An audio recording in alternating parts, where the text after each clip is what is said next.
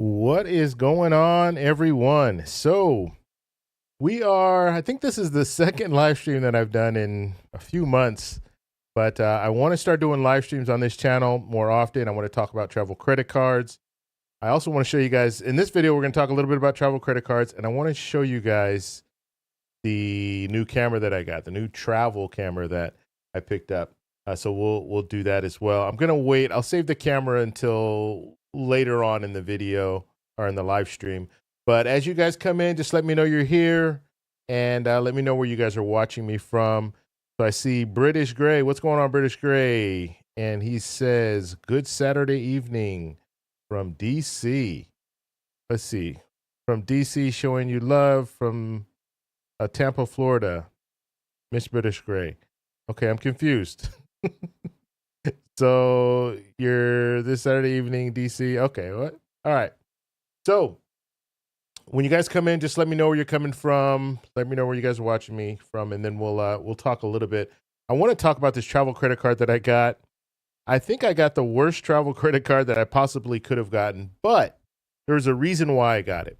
Okay, I am going on a trip, a family trip over the summer, and we'll be going on a cruise. So because we're going on a cruise, of course, I started looking up the travel credit cards when it comes to cruises. I very rarely take cruises. I think the last time that I took a cruise, it was a Carnival cruise, and that was probably, I want to say 7 or 8 years ago. So it's been a long time since I've been on a cruise. And so I started looking at these different travel credit cards, and I picked up the, let's see, I have it here. The Royal Caribbean, I don't even know what they call this card. It's just a Royal Caribbean card. That's all it is. There. So that is the card that I picked up. It's a Bank of America card. And it is not a good card to get if you are in the travel credit card game. The reason that I picked it up, though, is because I wanted to get an upgrade. Basically, that's the reason that I got it. Now, I'm going to tell you the reason why it makes sense to get it, but it's not one of those cards that you're going to be earning a lot of points on. So that's just the way it works. So we'll talk a little bit about that, and then we're going to unbox the Fujifilm X100VI. This is my first Fujifilm camera. I've never owned a Fujifilm camera before. I am a Sony shooter, and let me show you guys. This is my travel camera, okay? And this is let me get that off the screen real quick. This is the Sony A7C. It's just the first version, okay? And I like this camera. It's very small, but it will not fit in my pocket. And the lens, this is the lens I usually use. It's a Viltrox lens. It's not very expensive. It's actually reasonably priced, a 23 millimeter 1.4. And I like it because it can pretty much do anything that I want when it comes to taking pictures. If I'm doing out there taking pictures of pretty much street photography, even a little bit of landscape, I can use that camera. That camera and that lens. So that's generally what I carry. But the problem is I want something a little bit smaller.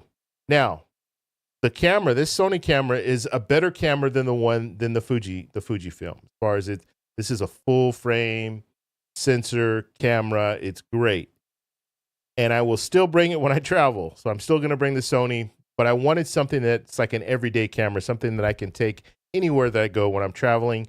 There's certain situations where I might be, let's say if I have a planned outing, I'm going on an excursion and I know I want to bring my camera, then I'm going to bring the Sony camera. It's a better camera, and I'll bring the additional lenses with it. And then I'll have to have it in a camera bag. But if I'm just going around town, let's say I go to a restaurant or I just want to go and kind of sightsee, but not really, I don't need to bring a camera with multiple lenses, then I'm just going to bring the Fujifilm camera. So that's kind of my plan. We'll have to see how it works out. And when I unbox it, I'll show you guys what we're looking at.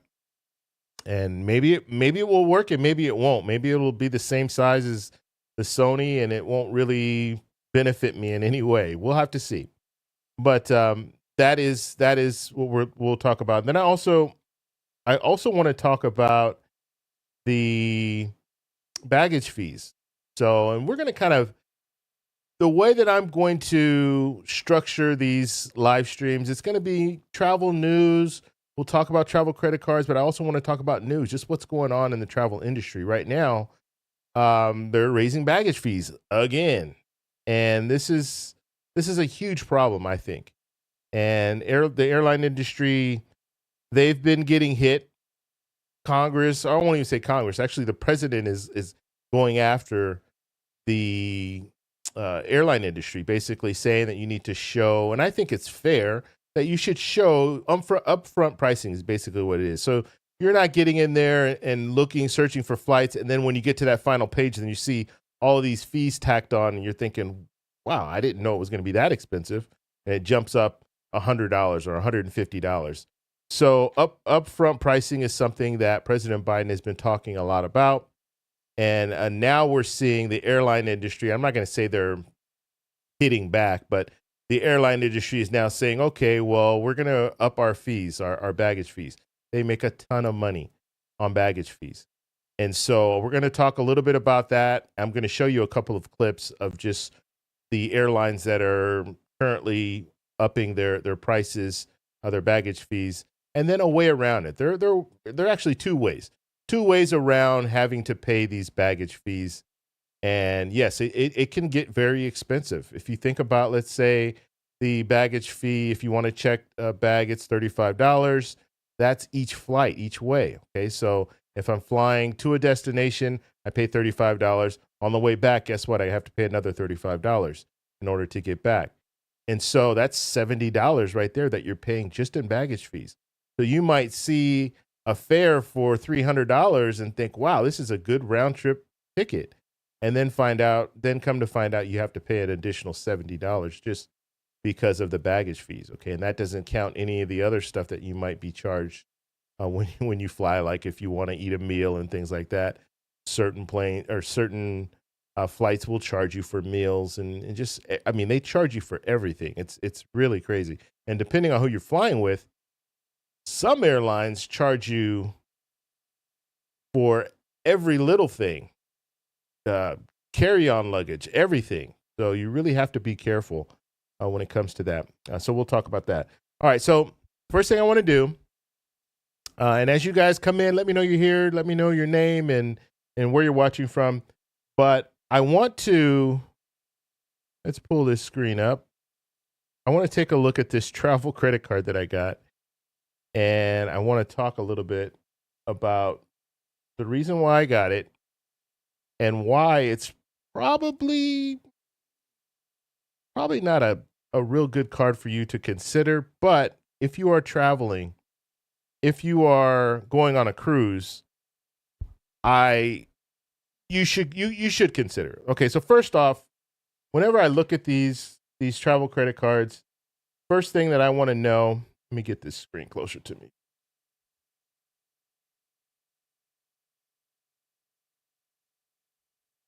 Okay, so first thing that I want to know when I'm traveling, I want to know is there an annual fee to this card? So if I get this credit card, do I have to pay something just to have the credit card? And let's see, B22 joined late. Where did you get the X100VI so quick? So, and I'll talk just briefly to answer that question. I got it on Best. I purchased it from Best Buy. Actually, I haven't unboxed it yet, so I'll be doing that in a second.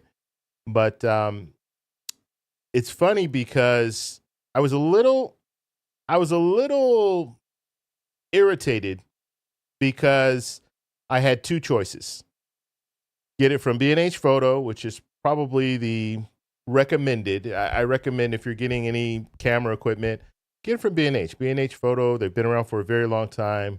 They have a wide variety of different cameras and gear and everything. So that was my first choice.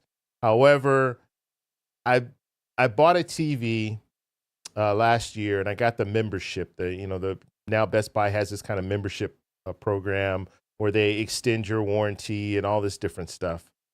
And so I looked on Best Buy, and Best Buy had it as well. So I went ahead and bought it on Best Buy. But when I bought it, they were supposed to ship it on the 28th of February, and guess what?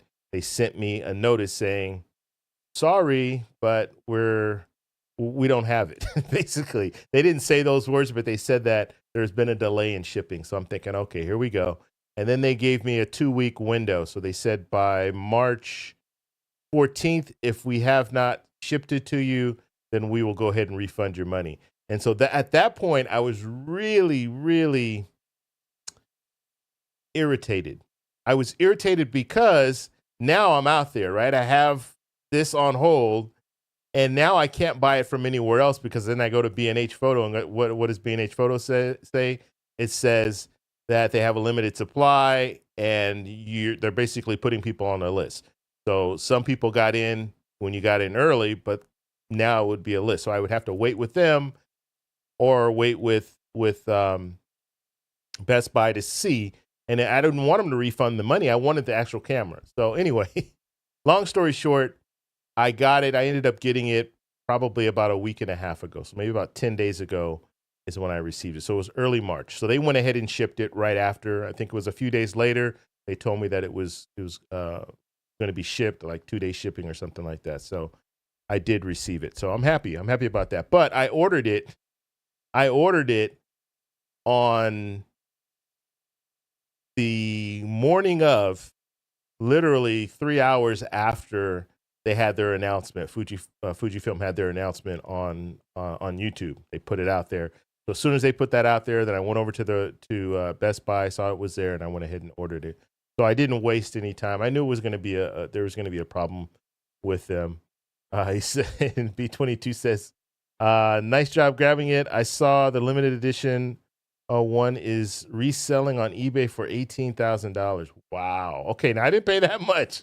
Just so you guys know, I paid $1,700 is how much the camera costs. It's not cheap, but it's a very good camera from what I've been told. I haven't used Fuji before, so this will be my first experience with Fuji.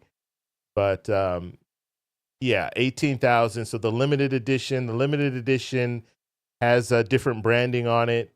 And I think that's it. Everything else is the same. The camera is the same, but they only have a limited supply of those. And so he's saying on eBay they're selling them for $18,000. That is absolutely crazy, crazy. And that camera is the limited edition. I think it's $19.99, so it's just shy of $2,000, but they're selling on eBay for $18,000. Wow. Okay. All right. Let's go ahead. I want to show you guys this first, and then we'll do the unboxing. So I want to go back to my screen here, and we will talk a little bit about this travel credit card. So the reason that I got it, or actually, let's go back. So the first thing that I always look at is the annual fee. If you don't know about travel credit cards, if you guys are watching me for the very first time and you've never heard about travel credit cards, the reason why you would want to get a travel credit card is because you can earn points. With those points, you can use it for travel. That's what I do. When I travel, very rarely, well, I won't say very rarely. Now it's kind of more of a 50-50. 50, like sometimes I will pay for airfare. Sometimes I will use points for airfare. And it just depends on what I'm getting. So if I'm flying business class and I'm using points and it makes sense, then I will use points. Now that I have flexibility because I'm retired, I can book flights. I don't have to book it on specific dates. So I try to choose the dates that are less expensive to travel. So that I use the I do some bargain hunting, and then I use that to determine when I'm going to be traveling. So sometimes I will pay cash. Like American Airlines has some really good business class of flights. They have some really good deals, but you have to be flexible. And if you can't be flexible, then that's when you can use points as well, because you can pull points out and use those and save a lot. So that's one part, the airfare. The other part, hotels. I use points for hotels more than anything else. I like to stay at Hyatt properties. I have a ecosystem of Chase cards, and Chase and United, or Chase and United. Yeah, Chase and United are partners, but Chase and Hyatt are also partners. And so I can transfer my points from my travel credit cards, my Chase travel credit cards, over to Hyatt and book my stays at Hyatt. And Hyatt has a really good reward system where it's probably it's the most affordable as far as points. You don't have to use as many points in order to stay at Hyatt properties. Whereas Marriott, you're going to spend 30,000, 50,000 points just for one night. At Hyatt, you can I go to Cartagena all the time, and I love staying at the Hyatt Regency in Cartagena. And those points, it's like 12,000 points a night. So for 3 nights, I can stay for 36,000 points. Or Marriott, for one night, I can stay using 30,000 points. So it just makes sense to look for Hyatts, and the properties are nice. The Hyatt Regency in Cartagena is, in my opinion, it's the nicest. It probably, in most people's opinion, and I'm not the only person, it's a very nice property. And if you've ever been to Cartagena and you stayed in some of the different, I've stayed in some of the different hotels there, definitely just looking at the Hyatt Regency and seeing the amenities and everything, you would probably agree with me that it's one of the nicest hotels in Cartagena, if not the nicest. Okay. All right, so let's go over this real quick. So the annual fee on this credit card is $0. All right, where does it say that? Here it goes. No annual fee. This is what I'm looking for, because this is not a card that I will be using very often. And I'll explain to you the reason why. So no annual fee. That's good. No foreign transaction fee. This is another good thing. And this, most credit card, not most, but a lot of travel credit cards will offer you this. So when you're traveling, you don't have to pay any foreign transaction fees. I don't know if you guys know this, but if you're using debit card, if you're using other credit cards, some other credit cards, you have to pay a foreign transaction fee just to use the card. But with this card, there's no foreign transaction fee. So if I'm using it in another country, they're not going to be charging me extra fee. Okay. Now, let's look at some of the perks of the card, and there aren't very many. Okay. So you're going to get 3,000 or 3,000. You're going to get 30,000 points. That's after spending, cross it out. That's after spending $1,000 or more on purchases in the first 90 days. Okay. So with an opening, or when you get the card, actually not even when you get the card, I think when you sign up for it and get approved, you have 90 days, and in that 90 days, you need to spend $1,000. Now, I always tell people, they say, well, wow, $1,000, that's a lot of money. Well, the reality is, if you change your spending habits, or I won't say spending habits, that's not the right word. Change how you spend. So instead of using your debit card, I think most people, we use debit cards when we go and shop, right? Most people they're not pulling out cash anymore.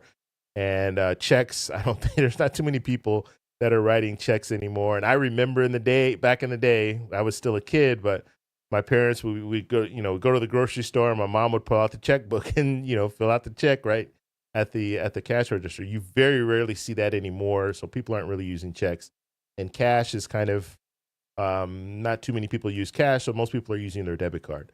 And so what I'm saying to you, instead of using your debit card, use a credit card, a travel credit card, a credit card that earns you points for travel.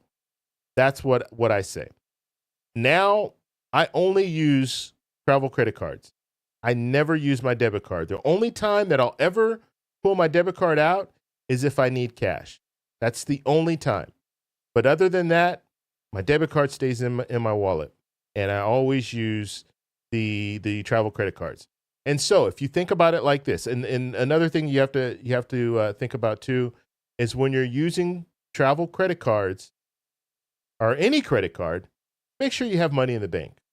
Okay, so I'm paying my credit cards off every month in full. I never carry a balance. I never want to pay interest on my credit cards, because if I'm paying interest on my credit cards, there's no reason for me to be using the credit card. because even if I'm earning points, I'm paying interest. So I'm just giving those points right back, giving it right back to the bank. And so make sure if you are in a situation where you're using credit cards, any credit card really, but I use the travel credit cards, always pay it off in full at the end of the month. And when I first started out, I started every 2 weeks, I would get paid. Every 2 weeks, guess what? I would pay my credit cards off. Because what I didn't want to happen is I didn't want to have this balloon payment. It's not even a balloon payment, but I didn't want the payment to increase to a point where it's like, wow, that's too much. It's like $4,000. I can't pay that. And so every 2 weeks, I would pay it off. That way it would never get to that point. And I did that for a while until I got used to using my credit card. And the whole thought process is when I use my credit card, I know that I have the money in the bank. If I don't have the money in the bank, then guess what? I'm not using the credit. I'm not buying whatever it is. I'm using the credit card just like a debit card, because a debit card, when you're using your debit card, you're thinking, do I have money in the bank to pay for this? That's why you're using the debit card, right? Credit card should be no different. If I have money in the bank to pay for this, then I'll go ahead and use it. If I don't have money in the bank to pay for this, I'm not going to use the credit card. So that $1,000 is probably, lost our screen here. The $1,000 it should be doable for most people, right? Because if you think about it, in a 3-month period, you probably spend more than $1,000 on your debit card. If you think about it like that, going to the grocery store, going out to a restaurant, just daily activities that you spend money on, you should probably be okay. I mean, you should probably be able to hit this $1,000. So it shouldn't be that hard to hit. And so that's the first thing. So you're going to get 30,000 points. I'm going to explain to you what the 30,000 points can actually get you. I'll show you. I have some different screenshots on here, and I had to do it as a screenshot. I'm not using I'm not on the website right now. And the reason is I wanted just to block out a few things. So that's why I'm using that. Now, looking at some of the other things here, you're going to earn 2 points for every dollar spent on qualifying Royal Caribbean and Celebrity purchases. So I guess Celebrity Cruise Line. So Royal Caribbean and Celebrity. And you get 2,000 points or 2x points, right? And that is actually terrible. That's a terrible earn possibility, right? And you look at these earn possibilities in order to figure out if a card is good or not. And so all they're giving me is double. I can use other credit cards and get more. I can use a Chase Sapphire Reserve, that card I have on travel. If I book stuff with that, I'm getting 3 points for every dollar spent.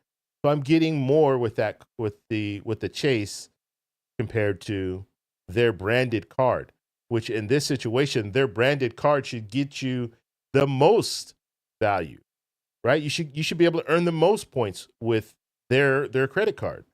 However, they're only giving you 2 points for every dollar spent. So it's not a good earn rate. Okay, and then most cards will have this. You're going to earn 1 point for every dollar spent on all other purchases. Okay, so anything else, and I mean pretty much everything. I say anything. It's pretty much everything. Everything except purchasing Royal Caribbean, qualifying Royal Caribbean. So, and I would imagine if I'm on the boat and I'm using the card, I'm probably getting 2 points for every dollar spent. So when I go to the restaurants and stuff on the boat, if I have to purchase something there, then I could do that. If I'm purchasing stuff in their gift shops and all that, I should be getting 2 points for every dollar spent. But if I'm not on the boat and I'm not booking a cruise on Royal Caribbean or Celebrity, I'm not getting 2 points for every dollar spent. So if I'm using this card for gas stations, grocery stores, restaurants, anything, any items that I'm purchasing, I'm only getting 1 point for every dollar spent. That's a terrible earn rate. Terrible earn rate. And like I said, there are other credit cards that you can get a lot more. But the reason that I got it is because I wanted to get these 30,000 points. Okay, that's the reason that I got it, because I'm going to use the 30,000 points on my trip. And let me just show you. And I've already hit their the qualification. So these are the points that I have right now. 31,000. And with those points, just so you guys understand kind of how it works, and the main thing that I'm looking for is I want to upgrade my room. That's basically what it comes down to. Upgrading the room, I think it was like $300 or $400 to upgrade. I like to have a balcony room first off, so I got a balcony room, but it's on a Royal Caribbean, and those boats they're big, and so they have a balcony, but they have like a courtyard. Not even a courtyard. It's like a they have balconies, but inside, if that makes sense. So they're facing inside, and then they have like a little park in the middle. And so that's where those rooms face. And to upgrade that room, it would be like $400, I think, $300 or $400. I don't want to pay $300 or $400 just to upgrade a room. So why don't I just get their credit card, and then I'll be able to upgrade using points, because I'm never going to use these points again, like unless I go on another Royal Caribbean cruise. So that was my thought process there. And so looking at the different upgrades here, we'll be doing in between. Oh, here. We'll be doing a between 4 to 8 nights. So we're doing a 7-day cruise, and actually I have the dates wrong. So we're doing it in the summer. So it's going to be between this time here. So it will be 25,000 points in order for me to upgrade a room. So upgrade from the interior balcony to an exterior balcony, so I can see, the ocean and everything. And so that's the reason why I got the credit card. And that's the only reason. Now, they also offer room upgrades. So you can upgrade from, if you have a balcony room, you can upgrade from the balcony room to a junior suite. And I looked at the junior suites, and honestly, it's not much. They don't really offer much. The room is a little bit larger.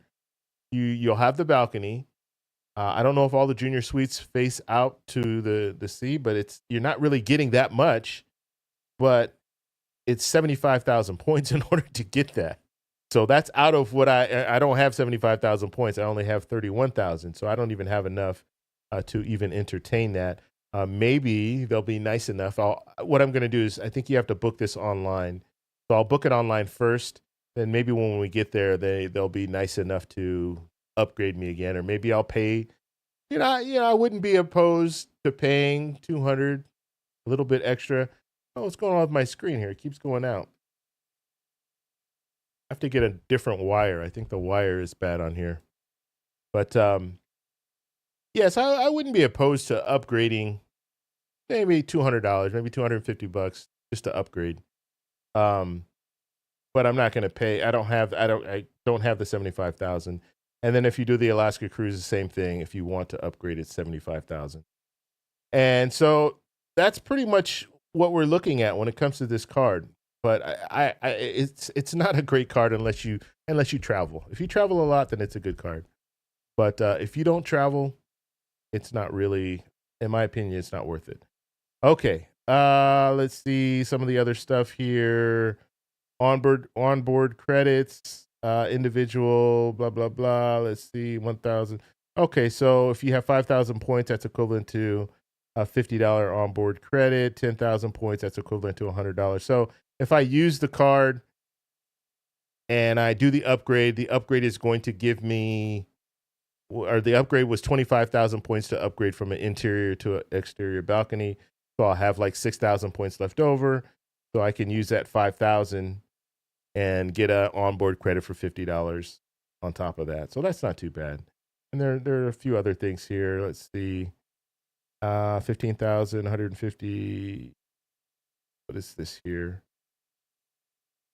Yeah, I don't really so they're just saying 15,000 points here, $150 cruise discount. So if you're purchasing a cruise, you get $150 off. So that's not too bad. 50,000 here. Yeah, 50,000, that's $500 off of a cruise. So you're getting 1 cent per point is basically all that's saying.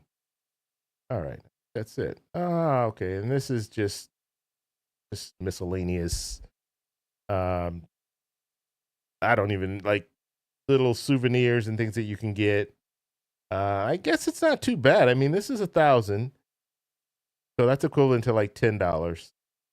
That's kind of the way you have to look at it. $10 for a hat. I don't know about that. And that's what I'm saying is 1,000 points is equivalent to $10. So you can kind of gauge this. This is, I don't know about that. 50 bucks. Is it 50 bucks? Is it worth 50 bucks?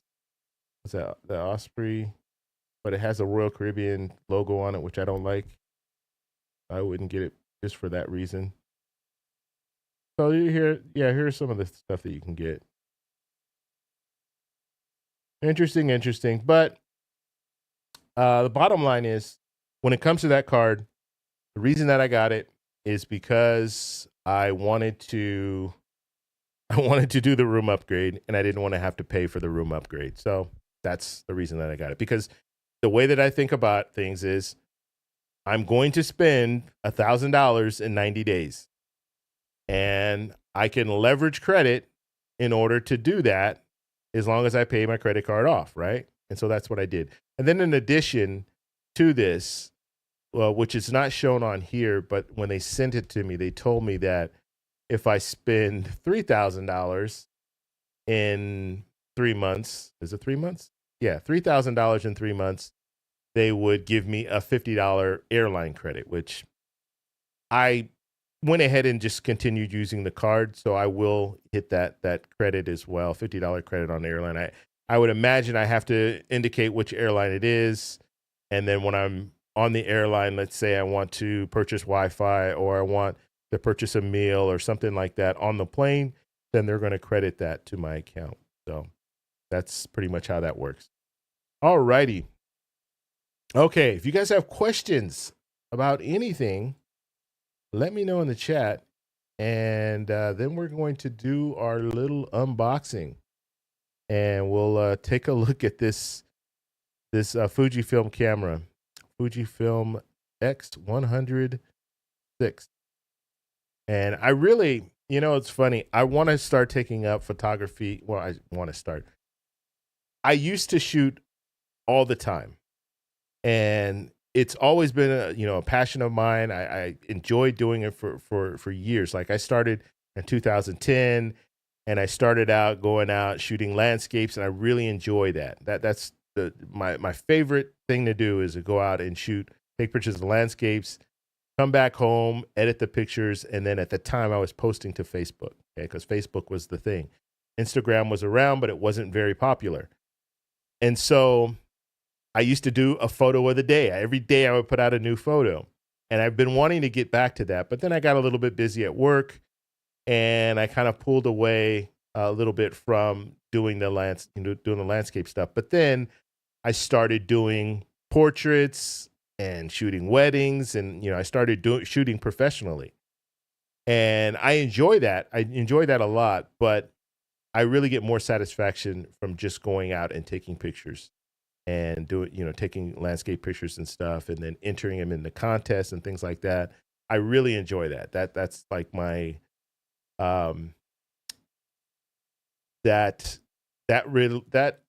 it relaxes me.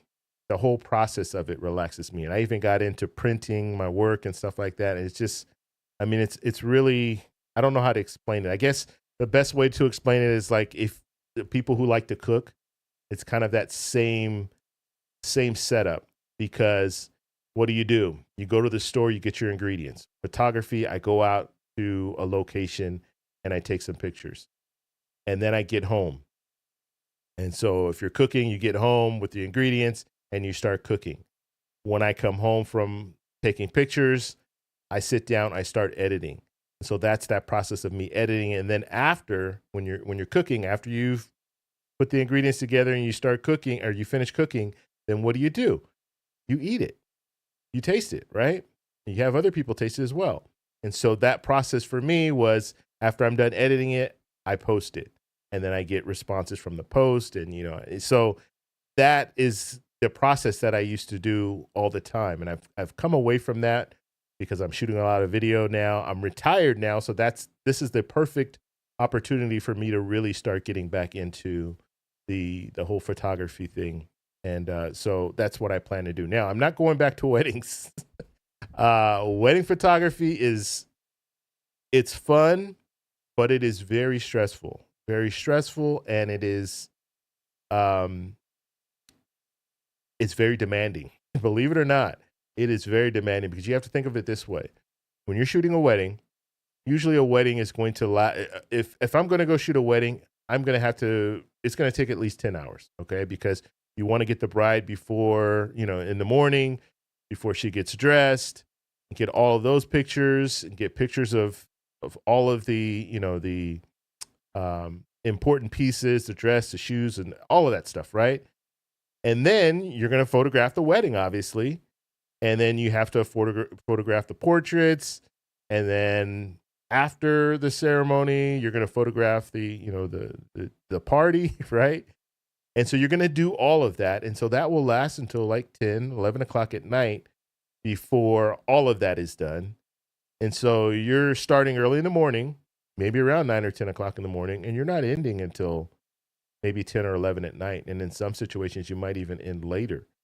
So it is very, very demanding. Like you're up all day and carrying. And back then, I kind of switched off, but I started shooting with Canon, DSLRs, which are larger cameras, and big lenses, 70 to 200 lens. I'm walking around with that all day.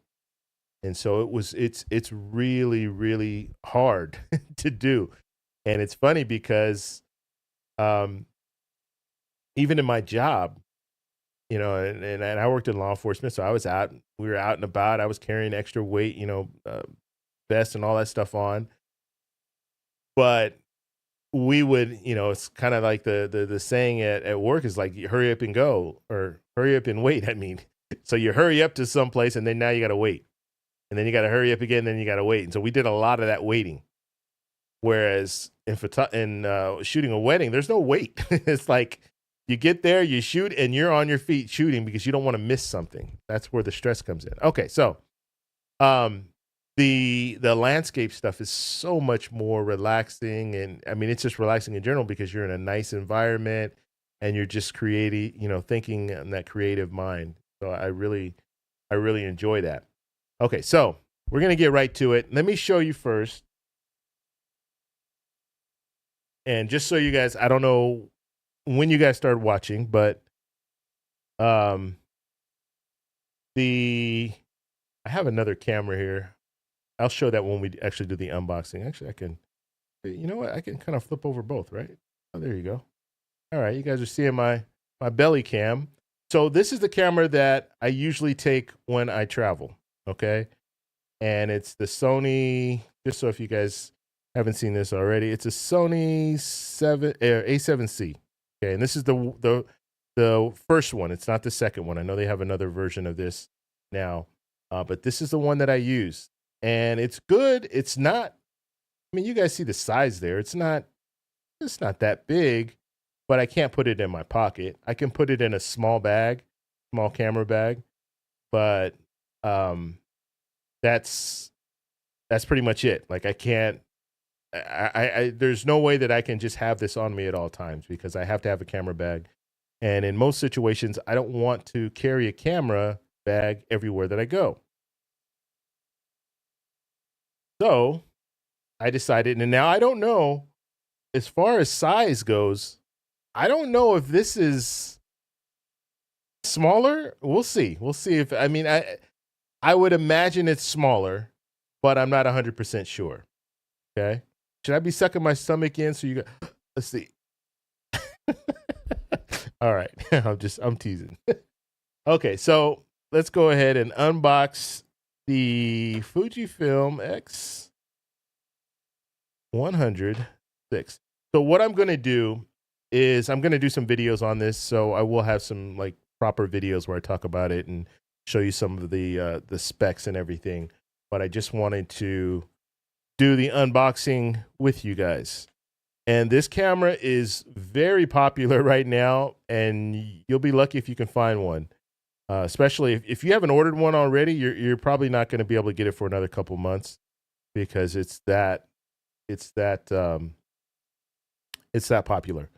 Okay, so this is Capture One here. What was this other thing here? This is just their Fujifilm. You guys can see what that says. Yeah, so it's just kind of a little flyer there. Nothing important. Let's see what this is. Probably the battery. Okay, yeah, so we have the battery.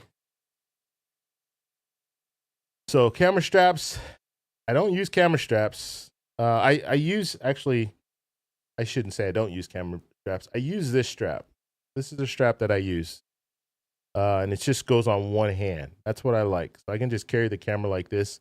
I don't have to have that strap that goes around your neck. I don't like using those things. They're just, for me, it's just too much. I don't need all that. And plus, look at the strap. Look how skinny this thing is. You guys can see it. Let me put it in the main camera. It's a skinny little strap. It's not very big. So yeah, that's not going to be something that I use.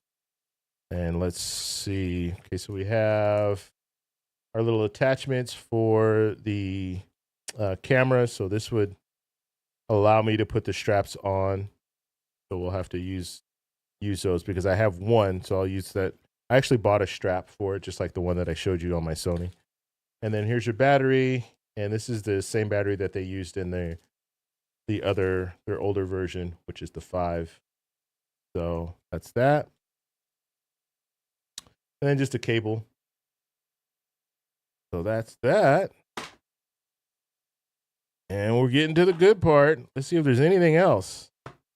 Just the camera. Wow, this thing is a lot heavier than I thought it would be. Amazing enough. All right. Yeah, this is heavy. I don't know why I was thinking it would be lighter. But here it is. Okay.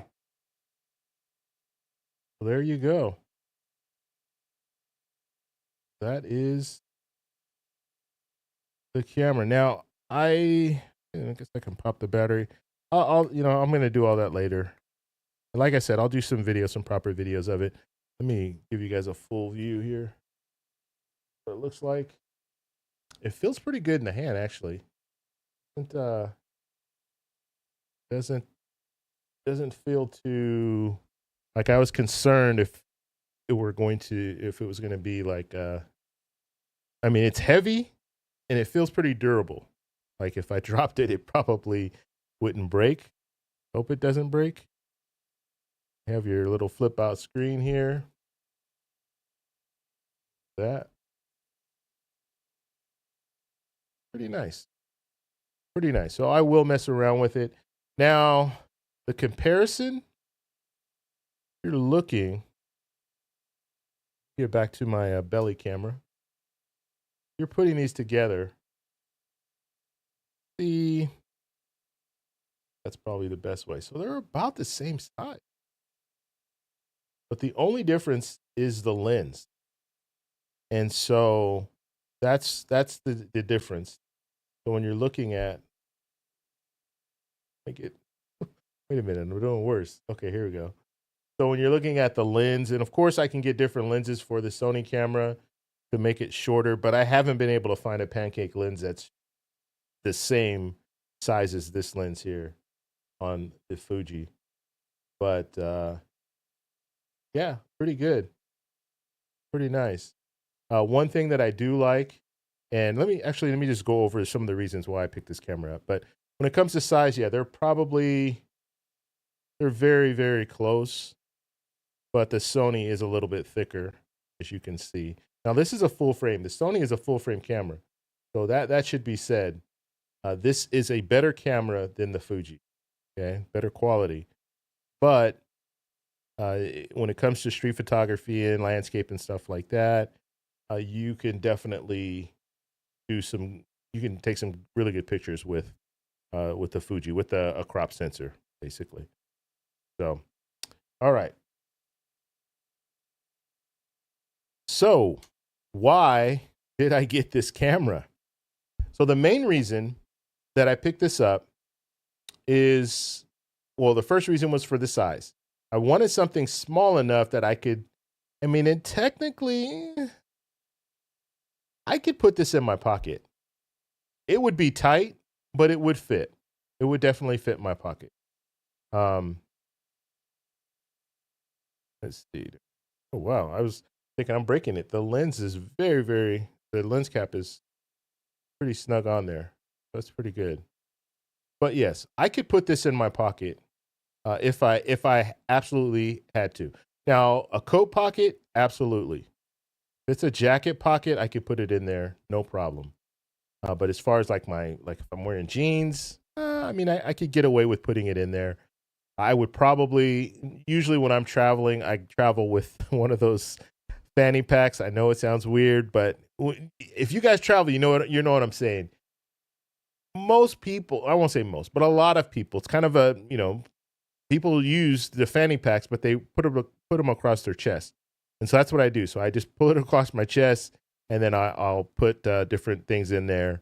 That's generally how I go about my day when I'm out, just doing little things.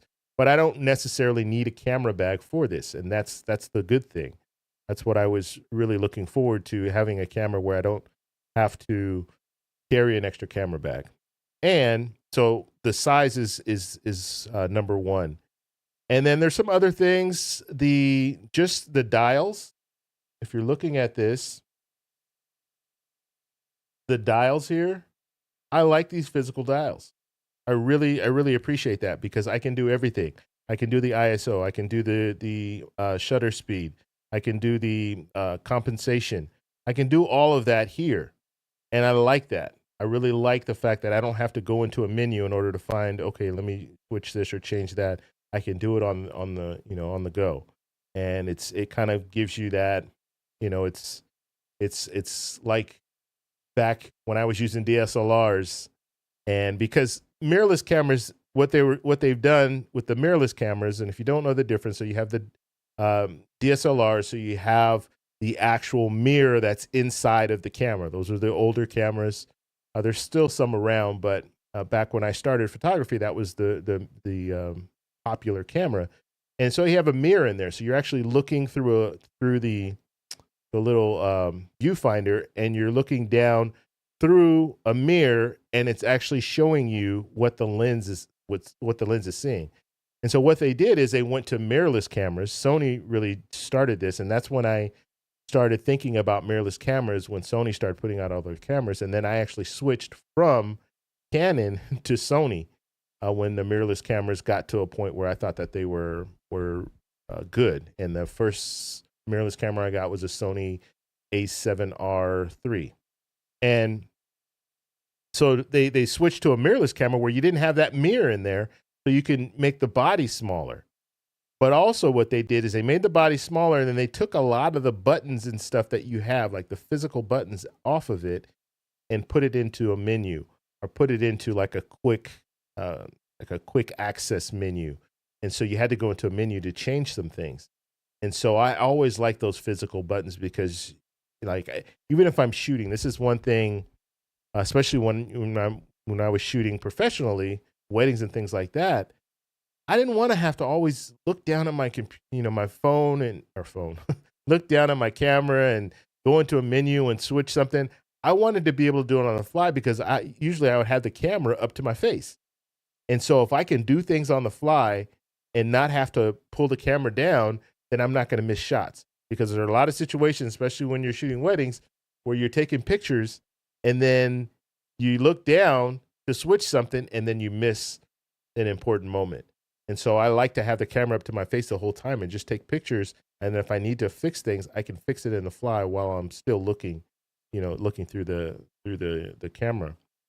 So the physical buttons, I really like the fact that it has physical buttons. What are some of the other things, other reasons why I got it? The film simulations, I'm going to have to look at those. I don't know what those are all about. I've seen, then basically Fuji has a lot of different simulations in here where they will allow you to make it look like a film, like it was taken, like the digital image that you took was taken with film, with the film camera. So I'm going to have to see what that's all about. Also, it has in-body image stabilization, which Sony's have, which I really appreciate, and especially for photography, because it will allow me to shoot handheld where I would need to use a tripod in certain situations. So let me give you an example. You're out at night, you're taking some pictures, and you want to get like a nice, um, you want to take a nice picture of a building. I'll just say a building. It's at nighttime. You want to take a picture of a building. Well, you're going to have to put it on a tripod to get a good, nice picture, a sharp picture. Because if you're holding it in your hand and you're taking a picture, you're moving it around a little bit. And when you're doing that, the shutter speed, because at nighttime, the shutter speed needs to be slower. And so the shutter speed is slow. And so you move around just a little bit and you're going to have a blurry image. So with a camera that has good image stabilization, I can drop it down. What was it? Shouldn't shoot below like a 60th of a second or something like that. 50th of a second. I can't even remember. It's been so long since I've since I've actually shot like portraits and things like that. But there's certain rules. So you don't want to shoot with a shutter speed that's too slow. Definitely not 30th of a second. You want to be, usually, I don't even want to shoot at 60th of a second. I want it up at like 120th of a second or 100th of a second. So you want it fast. And you want it fast because you want to be able to get these sharp shots. Because even, think of it this way, if I'm taking a picture, I'm taking the picture, I'm moving around a little bit, and then the subject that I'm taking a picture of, they're moving around a little bit, and so it's going to be blurry. And so that's why image stabilization is really good, because it will correct at least a little bit of my movement. Now, if someone is moving in the picture and you're shooting on a slow shutter speed, they're still going to be blurry. Okay? And sometimes you want that effect. You might want, and we've all seen the shot where someone's standing there and you tell them, stand really still, don't move at all. And then you have people that are walking by them.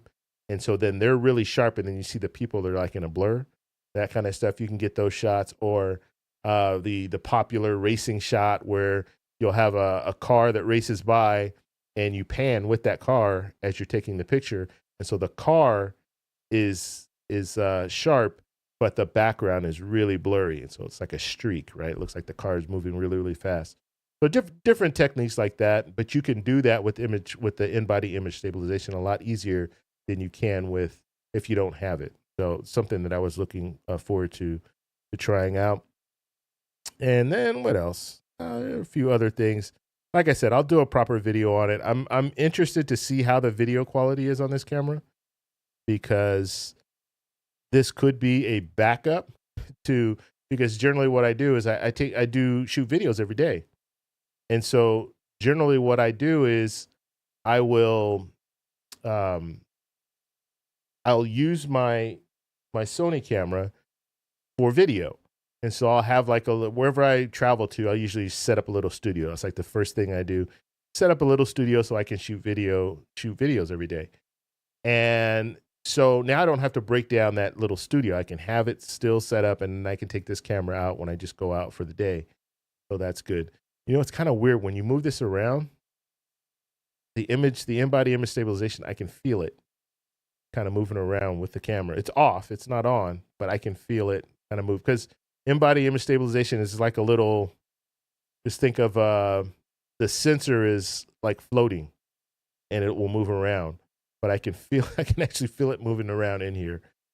Hopefully that's normal, but yeah, it's weird that I can feel it here. But with my Sony, you don't feel it at all. And this has image stabilization as well. I don't feel anything moving it around. But this one, yeah, I feel it. Almost kind of, I don't know. It feels weird. Now, I did get one of these little thumb things here.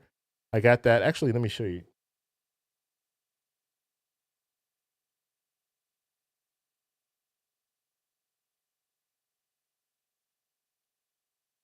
We have some more unboxing to do. Let me set that there. So I picked up, I wanted to get this. I won't open these up, but this is just a shutter, like a shutter release, but it's just a little, actually, let me open this up. You know, I might have to send this back because I wanted the red one. Oh, okay, they have two? One. Oh yeah, they have two. Okay, good. So I won't send it back. I wanted the red one. I didn't want the black one, but see, there's the red one. And it goes over the shutter button. If you look, you can see, okay, now we're focusing. Focus. Okay, let's do the belly camera.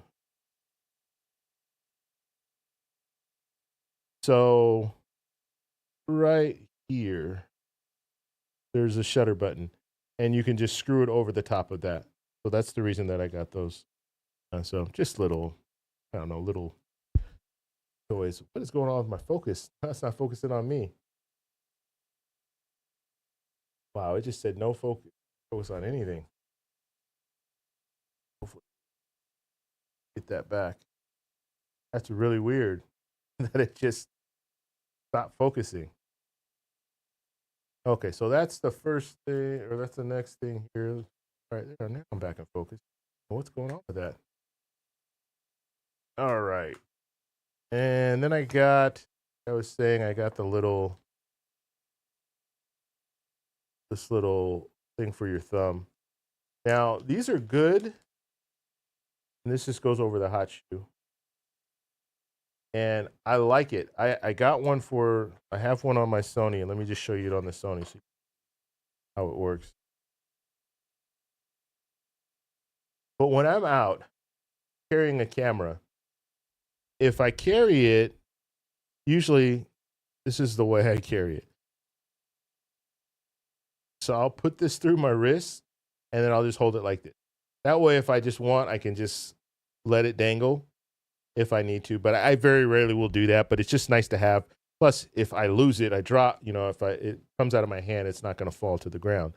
But I like this little thumb because it gives me an opportunity just to hold it like that. See, I can just hold it like this. And so if you don't have especially if you don't have a big grip, and the grip, I'm damaging it already. The grip on the Fuji, you don't have a big grip. You can see that. It's not that big. You see that little bump there. Not that much to grab onto. The Sony, there's much bigger grip. And so having that little thumb thing here just allows me to hold it that much better, or that much easier. And then plus I'm going to have this. I bought another one for this, which I'll be opening up right now. So that is this here. All right. Be nice if I had a little knife.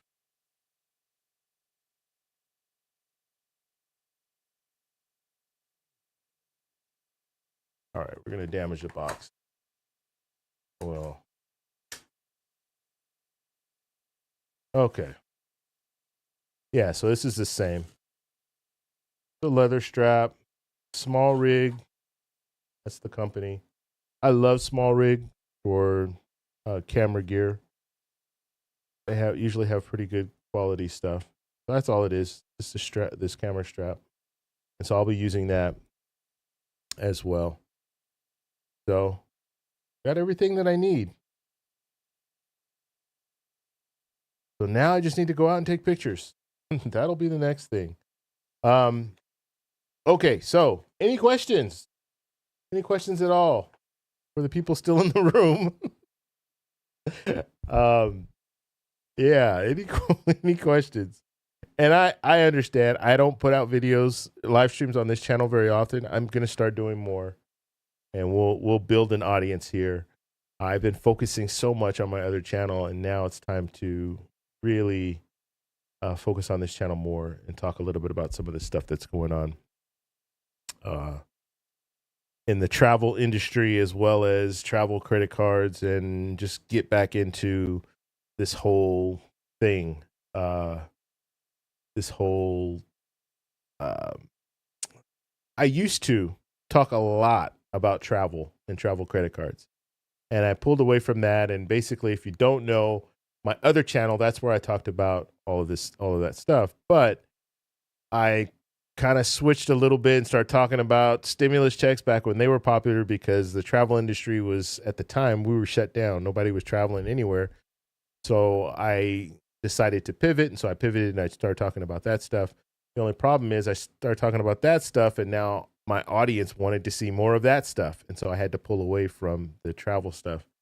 And I've always wanted to come back to it, but I just never did. And the main reason I never did is because the audience they weren't interested in travel credit cards and travel in general. And so I said, you know what? Why don't I just relaunch this channel and start talking about the travel stuff again? Because I do really enjoy talking about that. And then I had another event, so I retired. And so when I retired, I decided to kind of transition my old channel, the channel that I was talking about the stimulus check stuff in. I transitioned into retirement stuff, and so that's what I'm talking about on that channel now. But I still love to travel, and so I want to talk more about the travel stuff. So I decided to do it over here. So that's what we'll be doing from here on out. So if there are any questions of the few people here, thank you guys for being here. I appreciate that. Hit the like button if you can. That does help. If you guys have any questions, just let me know. If not, we're going to go ahead and call it for the live stream. I think we've been on for an hour, so that's good. And let's see. I think there was, I wanted to talk about the baggage fees. Let me do that really quickly. I want to talk about baggage fees because this is a huge problem right now. So let me play. Let's see. Let's play.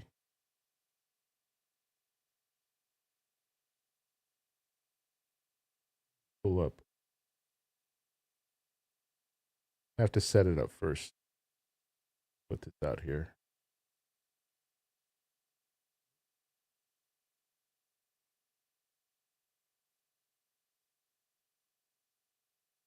All right, we're good.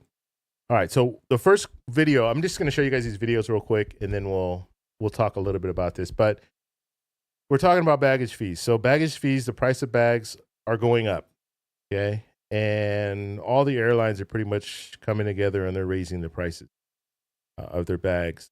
And it's unfortunate, but this happens. This happens. And so I'm going to show you one clip, and then I'll show you another clip. So one clip is going to talk about if you're checking a bag, and then another clip I'm going to show you is going to talk about if you are trying to bring extra bags on the plane, okay? Because they're really cracking down on that. So let me show you the first one, and then we'll talk about the other one. Here we go. Just in time for spring break and effective immediately, American Airlines is charging more to check luggage. $35 for the first checked bag if in advance paid online. $40 if paying at the airport, up from the current $30 baggage fee. The second checked bag will cost $45, a $5 increase. American is also charging more for checked bags to Canada and Mexico. But passengers can avoid the luggage fees if they hold elite status with American's loyalty program, buy a premium class ticket, or use an American branded credit card. So this definitely can impact not only just the average consumer wallet, but it really hits home for families that are traveling with multiple bags. And there's another change. Starting on May 1st, American says customers will only earn frequent flyer points if they buy tickets directly from American or a preferred online travel agency. In an email to customers, American says when you book directly with American, you enjoy the best possible travel experience. To check or not to check has been the debate for years. We'd now like to welcome any travelers with carry-ons that have no chance of fitting in the overhead compartment.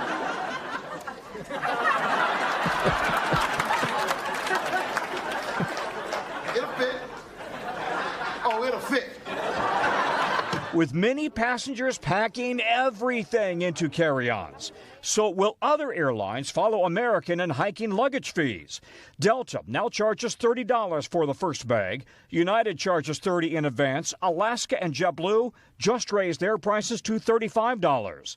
At Spirit, $44 is the cheapest fee, while bags still fly free on Southwest. The airline industry is a copycat industry where usually when you see one airline change a policy, you're likely to see other airlines do the same. As more and more passengers return to travel, airlines are really raking it in terms of baggage fees and other fees. Okay, so Tom, you made a mention if you buy the more expensive ticket, you get the bags thrown in. Is that ever a good option for people?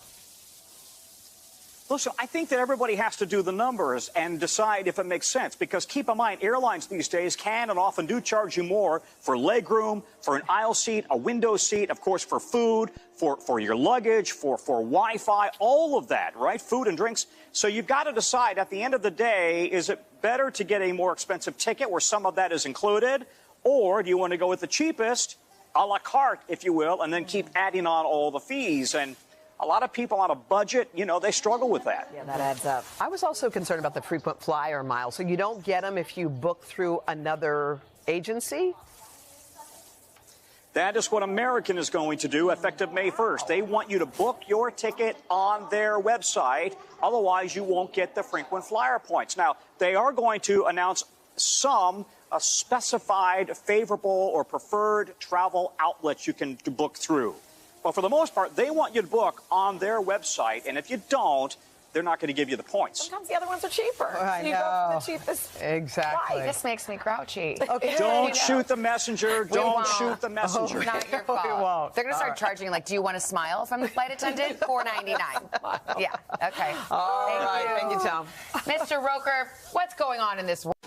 Okay, For I'm many going to show you the travelers next one. trying And then to we'll... jet their way through the airport, the carry-on convenience is also becoming a bit of a conundrum with more than 2 items. I think it's definitely irritating because, like, sometimes you just have extra stuff. Passengers tired of ever-rising checked bag fees We pay enough for our tickets, for all the other fees. are getting to the gate with roller boards and bags, and even pillows and packs, and hitting roadblocks like this Southwest flyer. I could hear the gate agent saying that if you have a pillow or a blanket, that you need to condense it and put it inside of something because it's counted as a carry-on.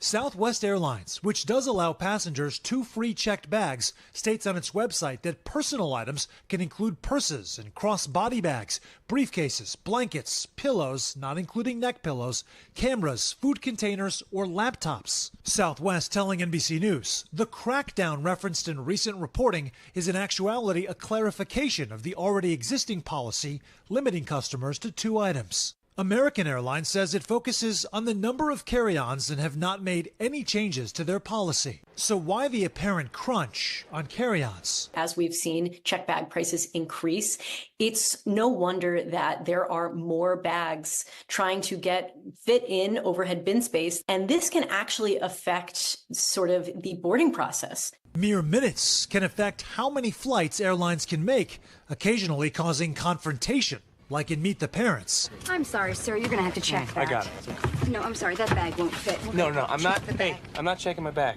And less dramatically, in real life too. Some budget airlines like Spirit and Frontier do charge flyers for a carry-on, while basic economy tickets on United or JetBlue are cheaper and allow for a personal item but add a fee for a carry-on. The web of rules adding up, with carry-ons now coming under the microscope. So, Sam, what are some tips for people to get around the confusion around carry-ons? Sure. So, Chanel, a few things. First, if you are booking with a low-cost carrier and you know you're going to bring on a carry-on, pay for it when you book. That is exactly when you're going to get the cheapest possible price for it. Check the size guidelines ahead of time. All of the airlines have their policies listed online, so you're not surprised when you actually show up at the gate. And then volunteer to gate check your bag ahead of time. That way, we're not doing this delicate dance that we all had before where, are they going to take this from me? Are they not going to? At least you'll be prepared walking in. And there's no sleight of hand involved. I'm trying to get on board. I think the pillow and the blanket thing is a bridge too far. I sort of get like people who come on with a bunch of bags that they call carry-ons. But you've bought something at Hudson News and you got a bag and then you got your purse. Right, and they don't give you blankets anymore, like you mentioned. They don't give you blankets. Yeah, I think I think at the end of the day, people also feel like we're being nickel and dimed to death by the airlines. Yeah. Hey, thanks. Okay, so how do you get away from having to pay baggage fees? Okay, now there's one thing that they talked about in the first video that I showed you, and that is one of these. So I have United, So travel credit card. I use United, as well as I'm covering up the important parts. The Advantage, so the American Airlines. So I don't have a card from Delta, but I have those two. And so in most situations, I'm flying either on United or American Airlines, or at least I'm flying through their partners. So when I book my airfare, it's going to be on American or it's going to be on United. And the benefit of using those cards is I will get a free checked bag. So I don't have to pay for a checked bag. And in most situations, I think, I can't remember the exact number, but if I'm traveling with a family, of 4, I think I get my bag checked, plus they get free checked bags too. It's either 3 or 4. I don't know. I can't remember the number, but it's very beneficial. Now, with American Airlines, I believe I don't need to use the card to book my flight. But if I have the card, then I still qualify, I think. United, you actually have to use the card to book your flight. If you don't use the card to book your flight, then you're not going to get the free checked bags. So that's one way. But there are other ways around this. And the crazy part about it is you have to kind of be a little creative, because these airlines are not, how can I say this? They're trying to charge as many people as possible, okay? And so one way around it, and I did my little illustration here, which I love doing illustrations. If you watch my other channel, you guys know I love these illustrations. So let's talk a little bit about this illustration here. So let's say you're in that situation where you need a checked bag. You just have too much stuff that you're traveling with. And so most people, they'll say, okay, I have a checked bag. So they'll go ahead and claim that they have a checked bag, and they'll have to pay. It's either $35, $40, whatever it is, okay? What you can do is, instead of bringing one big bag, you can bring 2 carry-on pieces of luggage. And if you have a backpack, you can bring a backpack. Now, what you do is you go through TSA checkpoint, and then when you get to the gate, then guess what? You go to the front and you tell them, hey, can you check one of my bags? And they'll say, or you don't even say one. You shouldn't say one of my bags. Let me start. Let me start over. You just go up to the front gate, or the check-in, and you say, hey, can you check my bag? And they'll say, sure, we'll check your bag. We'll check your bag for free. We're not even going to charge you for that, because they're trying to. They don't have enough space inside the plane for all the bags. And so you always hear that anytime you're getting ready to get on a flight, they'll say, you're only allowed 2 items. If you have more than 2 items, and you're going to have your bag checked, we will check your bag for free, this, that. They'll say that over and over again, right? And they're trying to get people to come and check their bags. So you can have one of those bags checked. Now, if you have one of those bags checked, now you only have one bag and a carry-on. And so now you meet the requirement, and you don't have to pay the extra $35. And you might say, well, $35, that's really not that expensive. Why should I go through all this hassle just to save $35? Well, that's $35 each way. So if you're flying out to New York, from LA to New York, you're going to pay $35 on that way. And then on the way back, guess what? You got to pay another $35. So it makes sense to bring 2 carry-on pieces of luggage, and that way you can get away without having to pay this extra fee. Okay, so that's one way. And I mean, I guess if you really want to do things, and I wouldn't recommend this, because then they would probably catch on to what you're doing. But if you have 2 pieces of 2 carry-ons, and you say, can you check both of them? Technically, I guess they could check it, but they'll realize they brought 2 pieces of carry-on luggage. Why would they bring 2 pieces of carry-on luggage? So I would just roll up there with one and say, hey, can you check my bag? Check the one. You can always take the other one and put it inside the plane. Or if they say, well, there's no room, once you get to where you're getting in the plane, they say there's no more room. Okay, well, just let them check the bag. And then you'll just be left with your backpack. Okay, so you can always do that. But of course, if you're bringing 2 carry-on pieces of luggage, you got to make sure that those pieces of luggage doesn't have anything in there that it shouldn't have, right? So as far as the ounces and stuff, when it comes to your hygiene items and things like that, it has to meet that requirement there. So that's a way around it. And then another thing they were talking about too is they were talking about like bringing a pillow and things like that. I don't know anything about that. I've never brought a pillow. What I do bring is the little neck pillows. So the little, the neck pillows you wear around your neck. I bring one of those, but I have a different one, and maybe in a future live stream I'll show you. But it's not really a pillow. It's actually more of like a hinge. It like holds your head up. It sounds weird, but it works. Where you can just like lean to the side and it will hold your head up. But if you have a pillow, the same thing. If they see that, they could say something about that. The best way around that, in my opinion, is to go to one, and I know it's expensive inside the airport, but go to one of these stores, buy a snack or something, ask them for a bag. If they give you a bag, now you have a bag from the airport. Generally, if you have a bag from the airport, they're not going to really question you. So if you run into a situation where, let's say you have a backpack, so looking at this, you have a backpack and you have a piece of carry-on luggage. So this one you check. So you have one piece of carry-on luggage in the backpack. You have 2 items. You're only allowed 2 items, right? You're allowed your luggage and then a personal item. So that's your personal item, your backpack. But let's say you have another little bag. They're going to say, well, you can't bring that bag on because that's now a 3rd item. But if you go to one of the snack bars, whatever they have at the airport, and you purchase something, it doesn't even have to be anything big. It could be something really small. Buy some gum, or I like to chew gum when I'm on a plane because I don't want my ears to pop. So buy some gum or buy something little, and then ask them for a bag. And now you have a bag, and guess what? You can put more stuff into that bag. So then you can walk in and, it depends. Like if it's one of the see-through bags, obviously they're going to be able to see what's in there. But a lot of the bags, they're not see-through, so they can't really see it. They're not too concerned with. Is if they see that you have a bag, they know, okay, they probably have some food in there or something like that for the flight. So usually they're not going to raise a big fuss about it. But it is something worth considering. Okay. Let's see here. Plan to visit Colombia soon. Okay, Joshua, good. That's good, man. And what'd you say?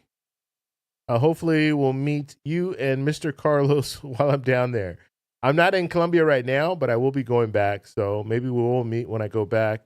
But definitely Carlos is there. And if you need his phone number, check out my video. I did a few videos with him, and I have in the comment section pinned at the very top, there is his number, so you can call him.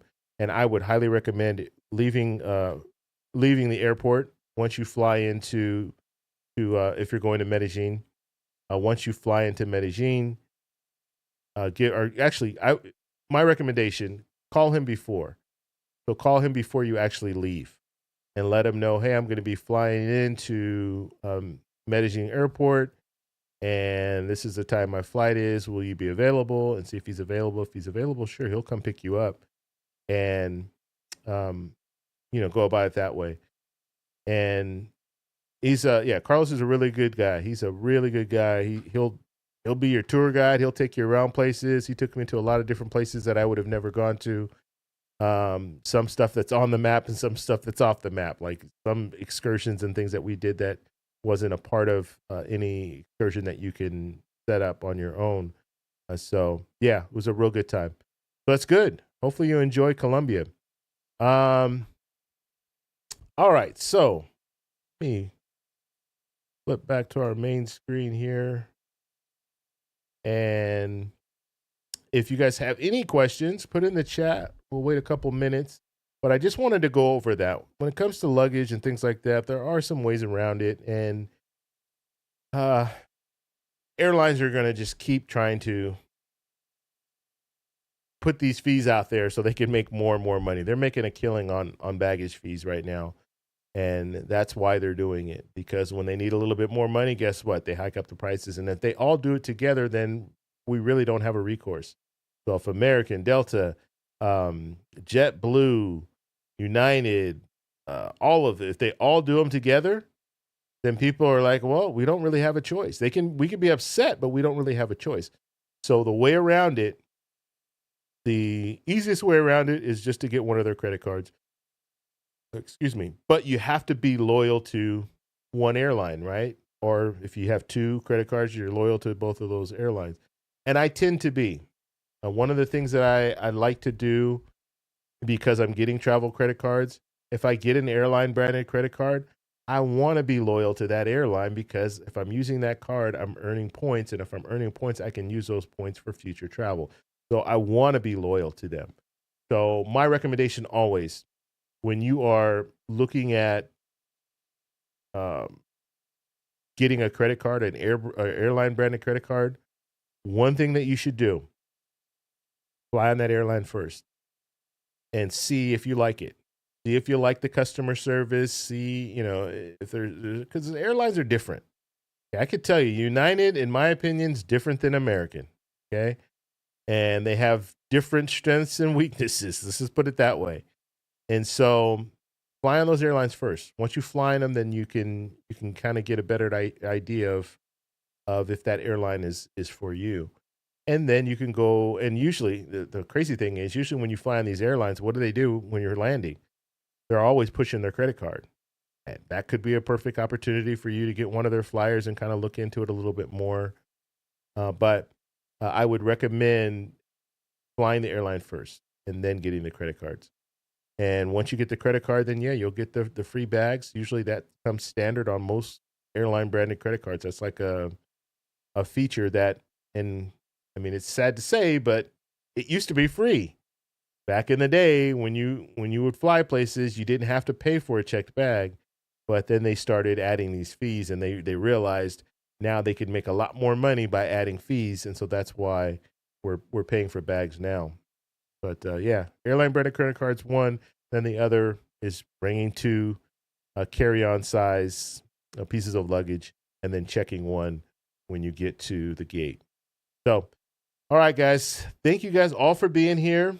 And I will be doing more. I'm going to, I'll have to do a set day to do live streams on this channel. But I want to do some more and just kind of talk about some different things when it comes to the travel credit card industry, as well as travel news as a whole. All right. So I am going to talk to you guys later. And I don't have an outro. No, I used to have an outro. I got rid of that little button.